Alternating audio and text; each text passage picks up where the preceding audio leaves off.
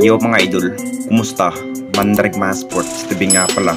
Ating pag-usapan, Barangay Nibra, Meralco, nagmukhang star player ng Barangay Nibra at Barangay Nibra versus Meralco Semifinals Game 2. Pero bago na nga yan, kung bago ka lang sa aking channel, huwag mong kalimutan mag-subscribe at i-click ang notification bell para like kang updated sa tinitis upload pa natin.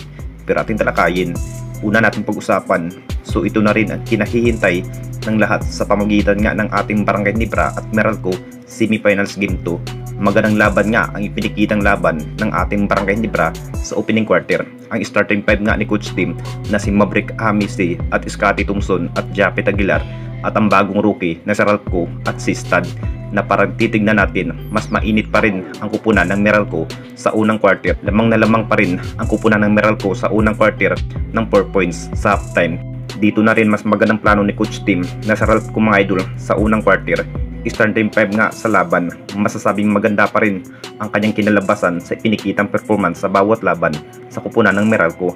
Pati na rin si Maverick Hamisi at Japet Aguilar. Magandang kombinasyon nga sa centered area. Nahihirapan pa rin ang kupunan ng Meralco at dikdikan pa rin sa bakbakan sa mag-aagaw sa panalo sa naging performance nga ni Ralco dito mga idol. Nakapagtala pa rin sa unang laban sa first up to second quarter ng 10 points. Pero resistant pa rin ang leading scoring sa bindid area.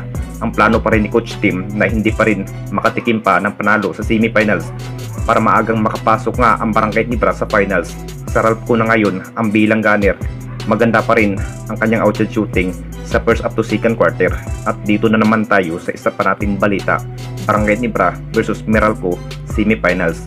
Alam naman nating lahat mga idol, halimaw performance pa rin ang ipinikitang laban ng ating Barangay Nibra at pumapasok na rin sa bawat tira ni Scotty Thompson mga idol at kumabada pa rin ng triple-double sa field. Mas ginaganahan nga ng ating Barangay Nibra sa naging laban dahil may isang panalo na rin sa Game 1. Masasabing mas kaya pa rin ng ating Barangay Nibra kahit kulang-kulang nga ng player na walang Jimmy Malonzo at Jeremiah Gray. At ganun pa rin ang Meralco na walang Aaron Black Jr. Mas magandang rematch nga sa bawat laban sa dalawang kupunan. Ito na rin ang kinahihintay ng player ni Coach Team mga idol na makuha nga ang tagumpay sa semifinals. Hindi pa rin nagpapahuli ang Meralco kay Chris Newsome mga idol at Allen Maliksi. Mas nag-init pa rin dito ang Meralco na lamangan nga ang kupunan ng Barangay Nibra sa second quarter. Sobrang init pa rin ang laban. Mas nahihirapan pa rin ang Hinibra sa outside shooting kay Quinto mga idol.